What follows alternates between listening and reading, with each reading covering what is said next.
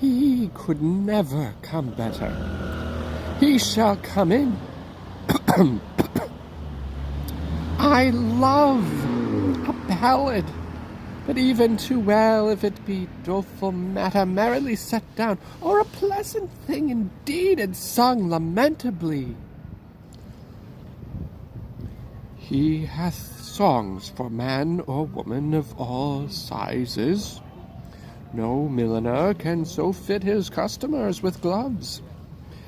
He has the prettiest love songs for maids, so without bawdry, which is strange, with such delicate burdens of dildos and fadings.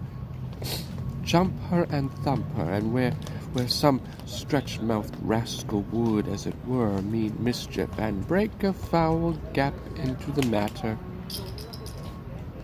he makes the maid to answer, "Whoop, do me no harm, good man," puts him off, slights him with, "Whoop, do me no harm, good man."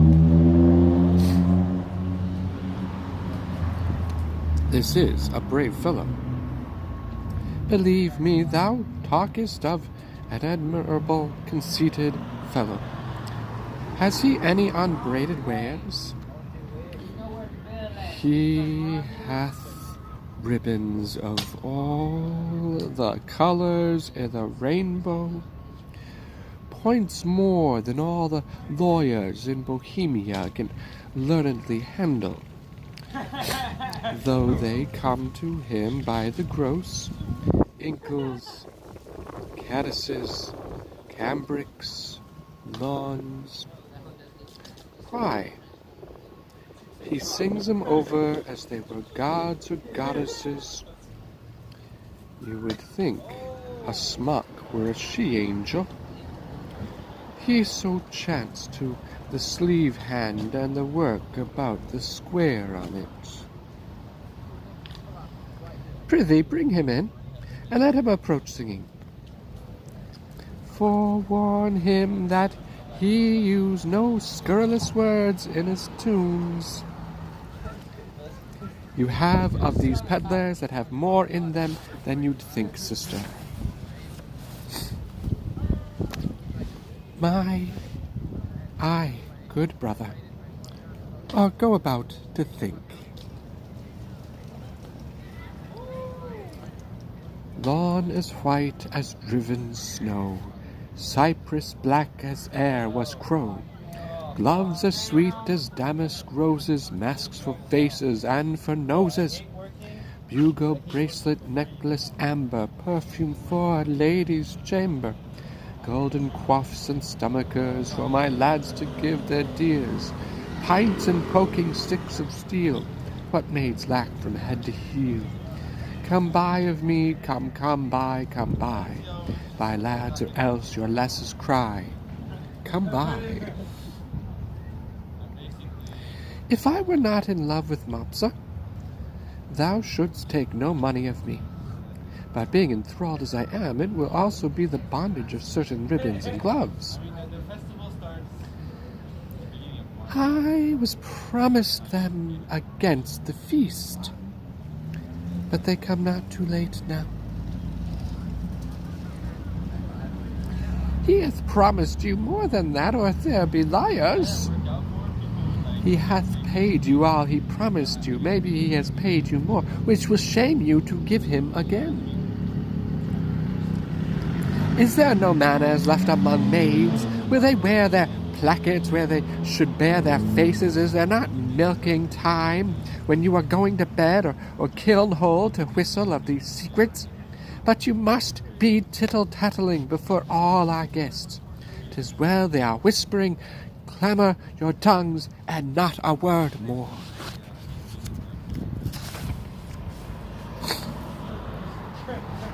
I have done. Come, you promised me a tawdry lace and a pair of sweet gloves. Have I not told thee how I was cozened by the way and lost all my money? And indeed, sir, there are cozeners abroad, therefore it behooves men to be wary. Fear not, thou man, thou shalt lose nothing here.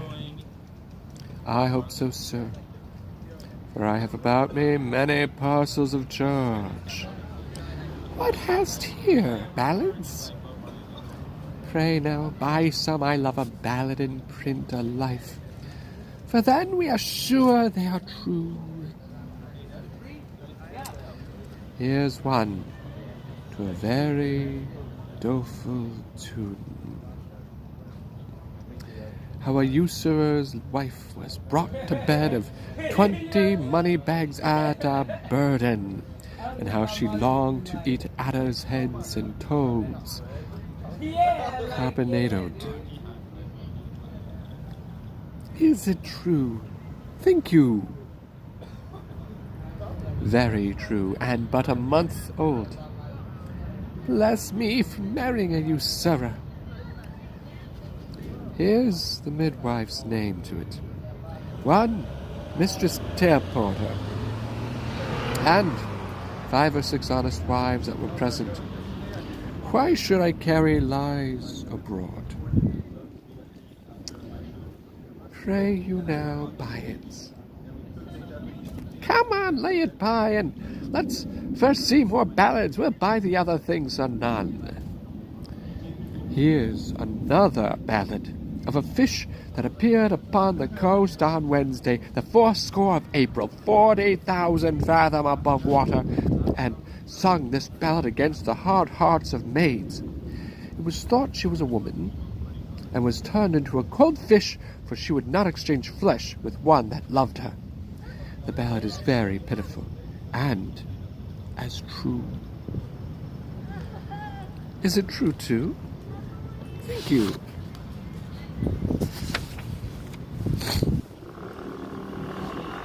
5 justices, hands at it, and witnesses more than my pack will hold. Lay it by to another. This is a merry ballad, but a very pretty one. Let's have some merry ones. Why, this is a passing merry one, and goes to the tune of 2 maids wooing a man. There's scarce a maid westward but she sings it. 'Tis in request, I can tell you. We can both sing it. If thou wilt bear a part, thou shalt hear 'tis in 3 parts. We had the tune on it a month ago. I can bear my part. You must know 'tis my occupation. Have at it with you. Get you hence, for I must go where it fits not you to know. Whither? Oh, whither? Whither? It becomes thy oath full well, thou to me thy secrets tell. Me too, let me go thither, if thou goest to the grange or mill. If it to either thou dost ill. Neither. What neither? Neither. Thou hast sworn my love to be. Thou hast sworn it more to me than whither goest. Say whither. We'll have the song out anon by ourselves. My father and the gentlemen are in and talk, and we'll not trouble them. Come, bring away thy pack after me, wenches. I'll buy for you both. Peddler, let's have the first choice. Follow me, girls. And you shall pay well for 'em. Will you buy any tape or lace for your cape, my dainty duck, my deara? Any silk, any thread, any toys for your head, of the newest and finest wearer? Come to the peddler, money's a meddler, that doth utter all man's wearer. Master, there is 3 carters, 3 shepherds, 3 neatherds, 3 swineherds, and that have made themselves all men of hair. They call themselves saltiers, and they have a dance which the wenches say is a gallimaufry of gambols, because they are not in it, but they themselves are of the mind. If it be not too rough for some that know little about bowling, it will please plentifully. Away. We'll not on it. Here has been too much homely foolery already, I know, so we weary you. We weary those that refresh us. Pray, let's see those 4 threes of herdsmen. 1 3 of them, by their own report, sir, hath danced before the king, and not the worst of the 3 but jumps 12 foot and a half by the square. Leave your prating. Since these good men are pleased, let them come in, but quickly now. Why, they stay at doors, sir. Oh, father, you'll know more of that hereafter. Is it not too far gone? 'Tis time to part them. He's simple and tells much. How now, fair shepherd? Your heart is full of something that does take your mind from feasting. Sooth, when I was young and handed love as you do, I was wont to load my she with necks. I would have ransacked the peddler's silken treasury and have poured it to her acceptance. You have let him go, and nothing martyred with him. If your last interpretation should abuse and call this your lack of love or bounty, you are straitened for a reply at least, if you make a care or happy holding her. Old sir, I know she prizes not such trifles as these are. The gifts she looks from me are packed and locked up in my heart, which I have given already, but not delivered. Oh, hear me breathe my life before this ancient sir, who it should seem hath sometime loved. I take thy hand, this hand as soft as dove's down and as white as it, or Ethiopian's tooth, or the fanned snow that's bolted by the northern blast twice o'er. What follows this? How prettily the young swain seems to wash the hand was fair before. I have put you out, but to your protestation let me hear what you profess. Do, and be witness to it. And this my neighbor too, and he, and more than he, and men, the earth, the heavens, and all, that were I crowned the most imperial monarch thereof, most worthy, were I the fairest youth that ever made eye swerve, had force and knowledge more than was ever man's, I would not prize them without her love, for her employ them all. Commend them and condemn them to her service or to their own perdition. Fairly offered. This shows a sound affection. But my daughter, say you like to him?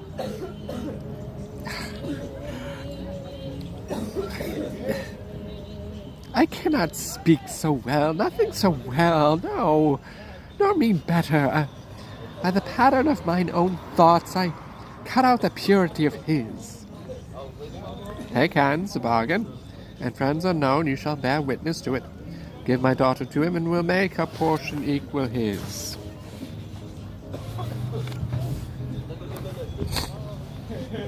Oh, that must be the virtue of your daughter. One being dead, shall have more than you can dream of yet, or enough then for your wonder. But come on, contract us forth these witnesses. Come, your hand and daughter, yours. Soft, swain, a while, beseech you. Have you a father? I have. But what of him? Knows he of this? He neither does nor shall. Methinks a father is as the nuptial of his son a guest, that best becomes the table. Pray you once more, is not your father grown incapable of reasonable fares? Is he not stupid with age and altering rooms? Can he speak, hear, no man for man dispute his own estate? Lies he not bedrid? And again does nothing, for what he did being childish? No, good sir. He has his health and ampler strength indeed than most have of his age. I my white beard you offer him, if this be so, a wrong, something unfilial. Reason my son should choose himself a wife, but as good reason the father, all whose joy is nothing else but fair posterity, should hold some counsel in such a business. I yield all this, but for some other reasons, my grave, sir, which 'tis not fit, you know, I not acquaint my father of this business. Let him know it. He shall not. Prithee, let him. No, he must not. Let him, my son, he shall not need to grieve at knowing of thy choice. Come, come, he must not. Mark your contract. Mark your divorce, young sir, whom son I dare not call. Thou art too base to be acknowledged. Thou a scepter's heir, that thus affects a sheep-hook. Thou, old traitor, I'm sorry that by hanging thee I can but shorten thy life 1 week, and thou, fresh piece of excellent witchcraft, whom of force must know the royal fool thou copest with. Ah, my heart, I'll have thy beauty scratched with briars and made more homely than thy state. For thee, fond boy, if I may ever know thou dost but sigh that thou no more shalt see this knack as never, and I mean thou shalt, will bar thee from succession, not hold thee of our blood, no, not our kin, farer than to Kellyanov. Mark thou my words. Fellows to the court. Thou, churl, for this time, though full of our displeasure, yet we free thee from the dead blow of it, and you enchantment. Worthy enough a herdsman, yea, him too, that makes himself but for our honour therein. Unworthy thee, if ever henceforth thou these rural latches to his entrance open, or hoop his body more with thy embraces, I will devise a death as cruel for thee as thou art tender to it. Even here undone, I was not much afeard, for once or twice I was about to speak and tell him plainly, the self-same sun that shines upon his court hides not his visage from our cottage, but looks on alike. Will it please you, sir, be gone?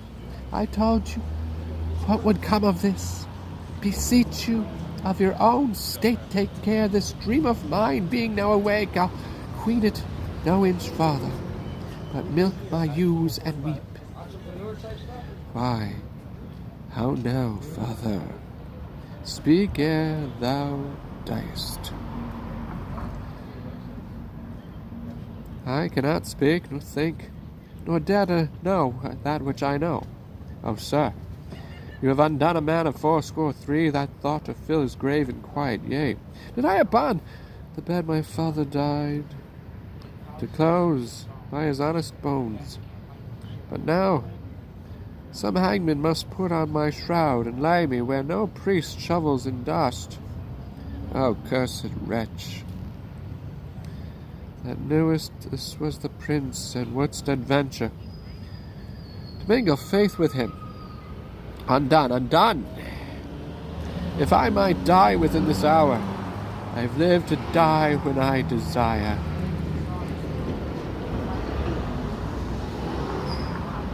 Why look you so upon me? I am but sorry, not afeard, delayed, but nothing will alter it. What I was, I am, more straining on for plucking back, not following my leash unwillingly.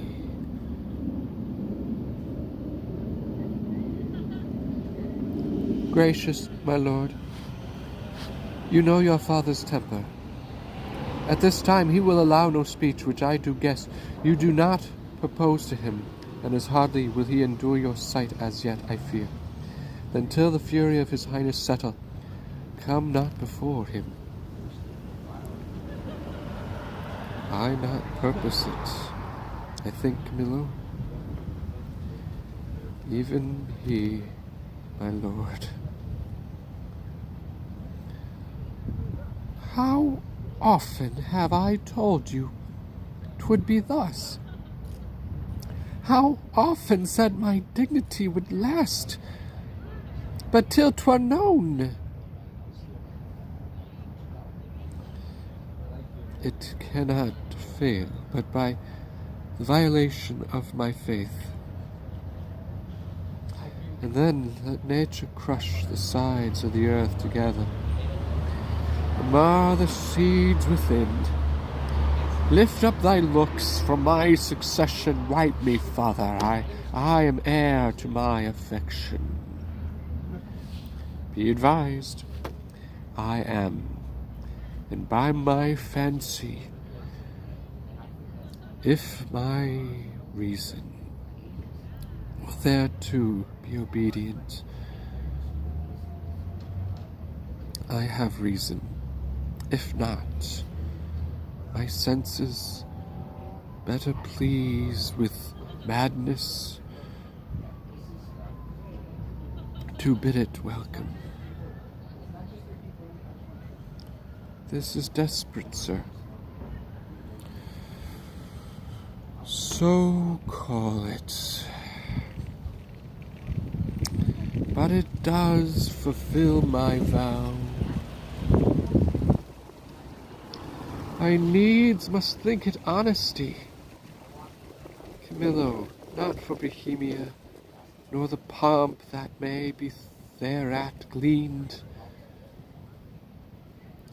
for all the sun seas, or the close earth moons, or the profound seas, hides in unknown fathoms, will I break my oath to this my fair beloved.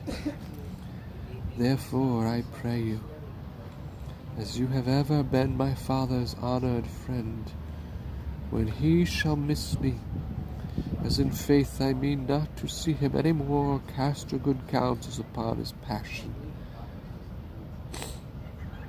Let myself and fortune tug for the time to come.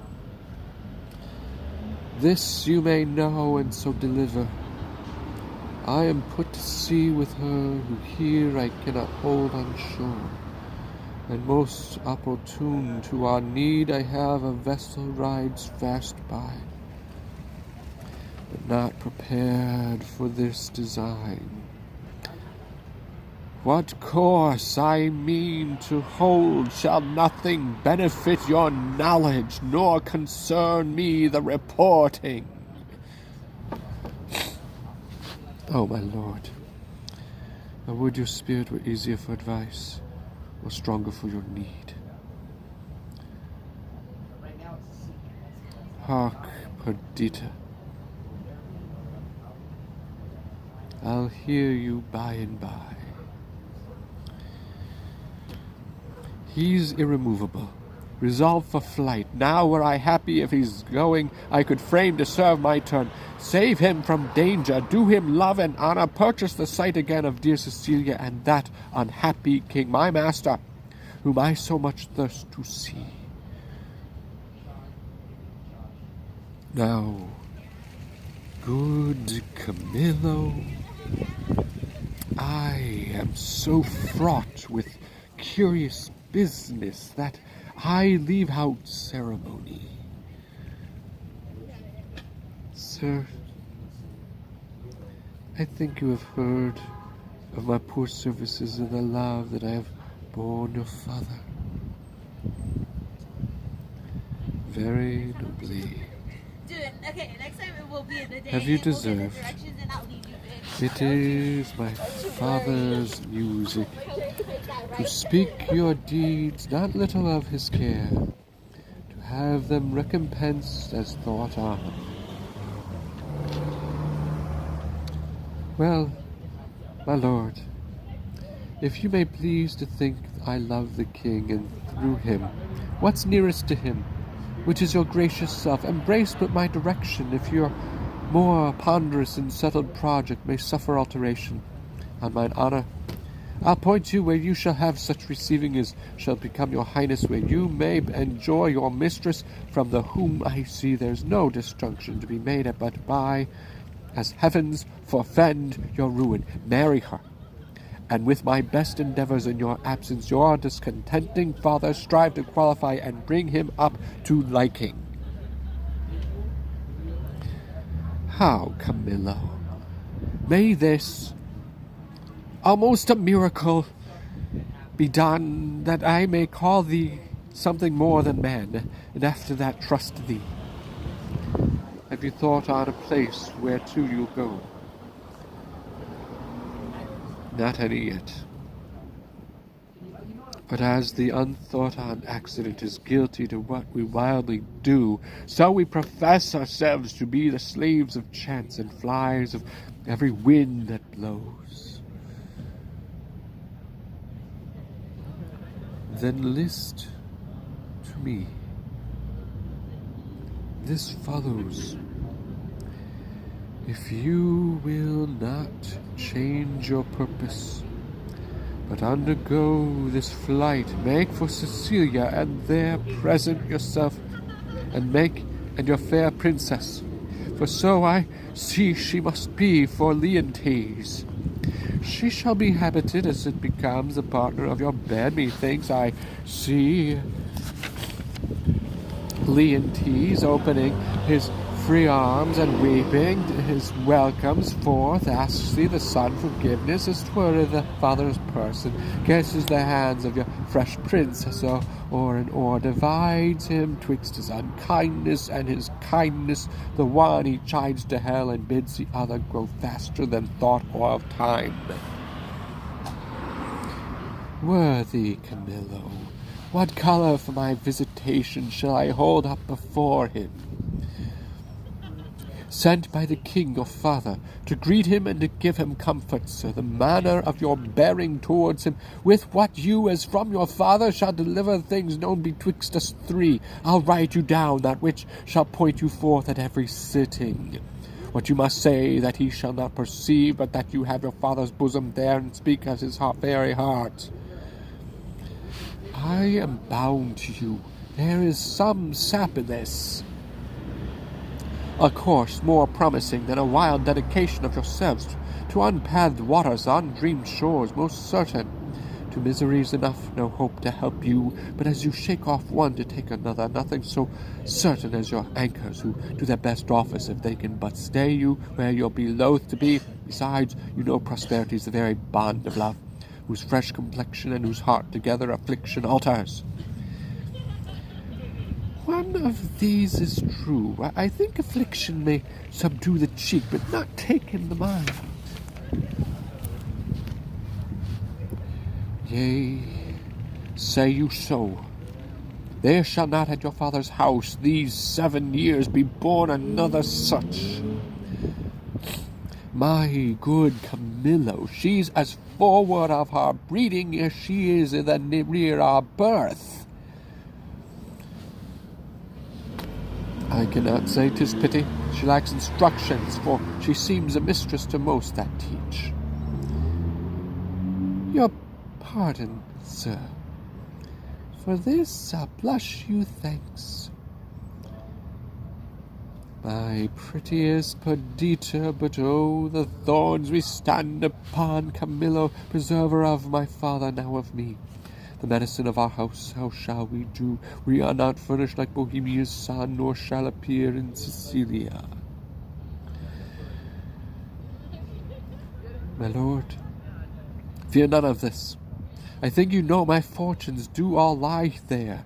It shall be so my care to have you royally appointed me, as if the scene you play were mine. For instance, sir, that you may know you shall not want one word.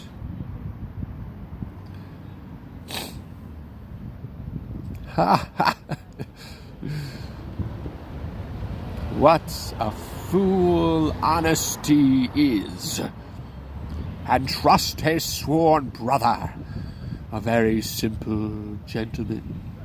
I've showed all my trumpery, not a counterfeit stone, not a ribbon, glass, pomander, brooch, table, book, ballad, knife, tape, glove, shoe tie, bracelet, horn ring, to keep my pack from festing. They throng who should buy first, as if my trinkets had been hallowed, and brought a benediction to the buyer, by which means I saw whose purse was best in picture, and what I saw to my good use I remembered. My clown, who wants but something to be a reasonable man, grew so in love with the wench's song that he would not stir his potatoes till he had both tune and words, which so drew the rest of the herd to me that all their other senses stuck in ears. You might have pinched a placket, it was senseless. 'Twas nothing to gild a codpiece of a purse. I could have filed keys off that hung in chains. No hearing, no feeling, but my sir's song and admiring the nothing of it. So that in this time of lethargy I picked and cut most of the festival purses, and had not the old man come in with a hubbub against his daughter and the king's son, and scared my troughs from the chaff, I had not left a purse alive in the whole army. Nay, but my letters, by this means, being there so soon as you arrive, shall clear that doubt. And those that you'll procure from King Leontes shall satisfy your father. Happy be you, all that you speak shows fair. Who have we here? We'll make an instrument of this, omit nothing may give us aid. If they have overheard me now, why, hanging. How now, good fellow? What shakest thou so? Fear not, man, here's no harm intended to thee. I am a poor fellow, sir. Why be so still? Here's nobody will steal that from thee. Yet for the outside of thy poverty we must make an exchange. Therefore, disgust thee instantly. Thou must think there's a necessity in it, and change garments with this gentleman, though the pennyworth on his side be the worst, yet hold thee there's some boot. I am a poor fellow, sir. I know you well enough. Nay, prithee dispatch, the gentleman is half laid already. Are you in earnest, sir? I smell a trick on it. Dispatch, I prithee. Indeed, I have had earnest, but I cannot with conscience take it. Unbuckle, unbuckle. Fortunate mistress, let my prophecy come home to you. You must retire yourself into some covert. Take your sweetheart's hat and pluck it o'er your brows, muffle your face, dismantle you, and as you can dislike in the truth of your own seeming that you may, for I do fear eyes over to shipboard get undescried. I see the play so lies that I must bear a part. No remedy have you done there? Should I now meet my father, he would not call me son. Nay, you shall have no hurt. Come, lady, come. Farewell, my friend. Adieu, sir.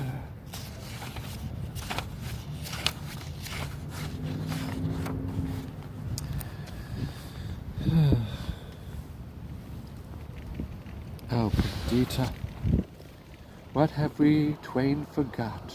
Pray you, a word.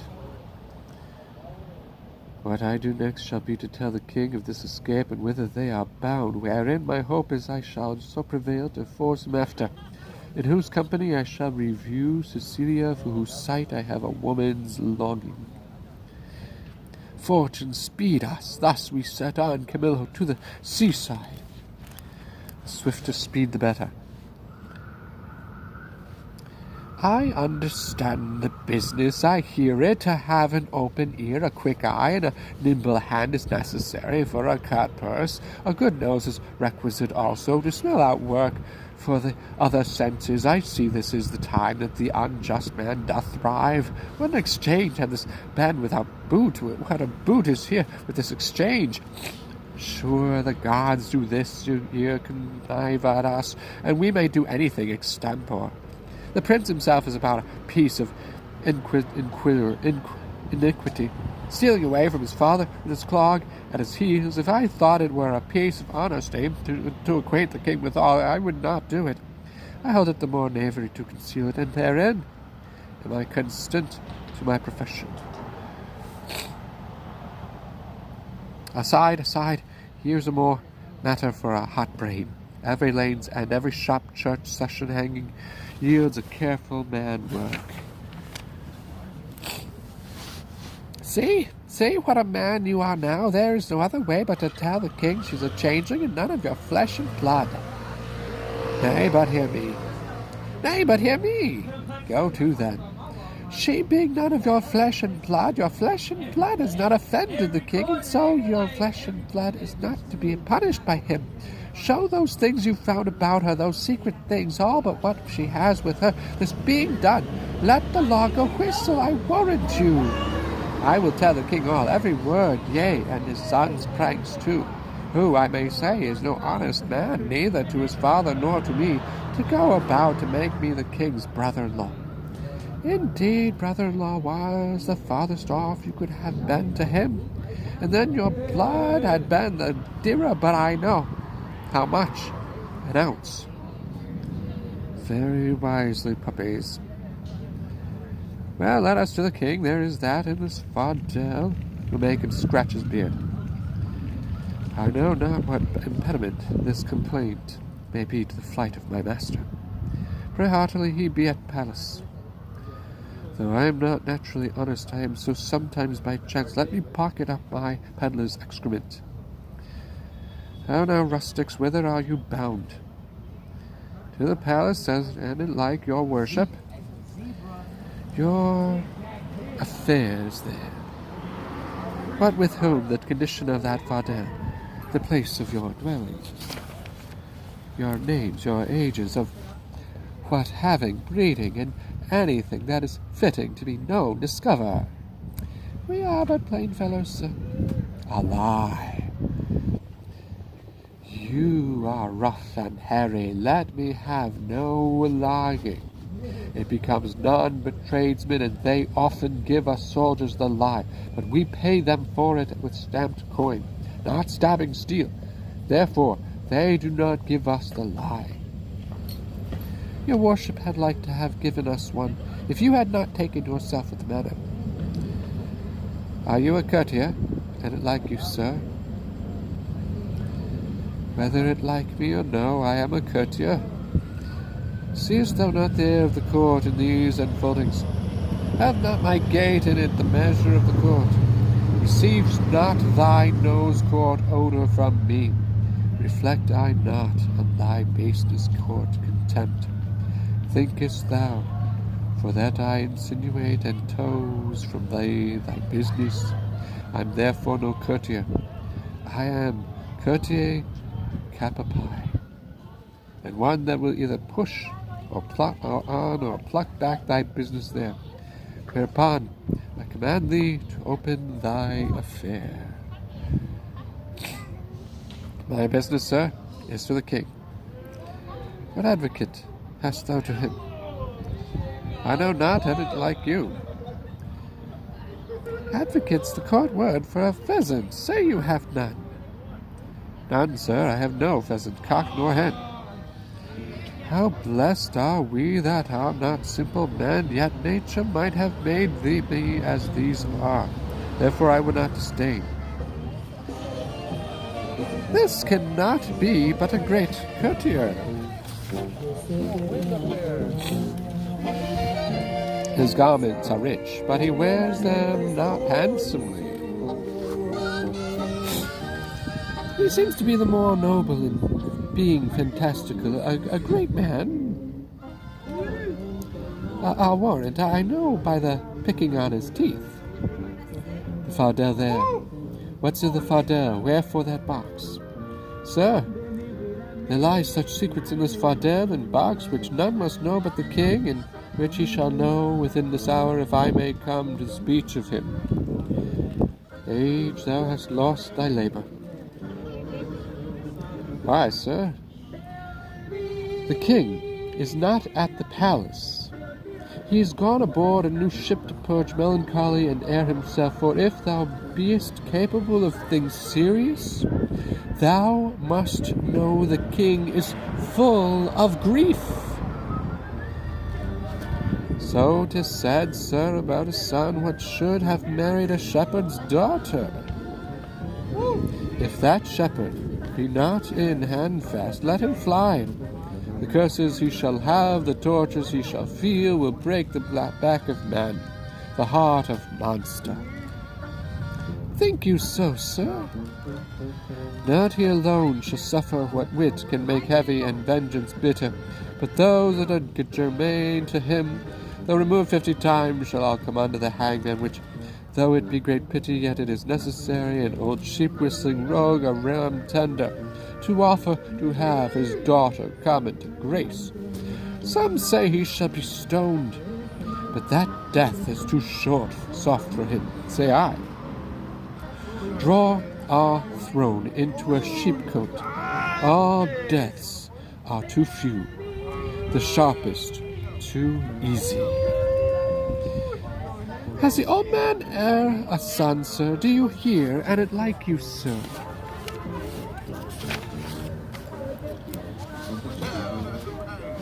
He has a son, who shall be flayed alive, then anointed over with honey, yet set on the head of a wasp's nest, then stands till he be 3/4 in a dram dead, then recovered again with aquavitae or some other hot infusion. Then raw as he is, and in the hottest day prognostication proclaims, shall he be set against a brick wall, the sun looking with a southward eye upon him. For he is to behold him with flies blown to death. But what talk we of these traitorly rascals, whose miseries ought to be smiled at, their offences being so capital? Tell me, for you seem to be honest plain men, what you have to the king. Being something gently considered, I'll bring you where he is aboard, tender your persons to his presence, whisper him in your behalfs, and if it be in man besides the king to effect your suits, here is man shall do it. He seems to be of great authority close with him.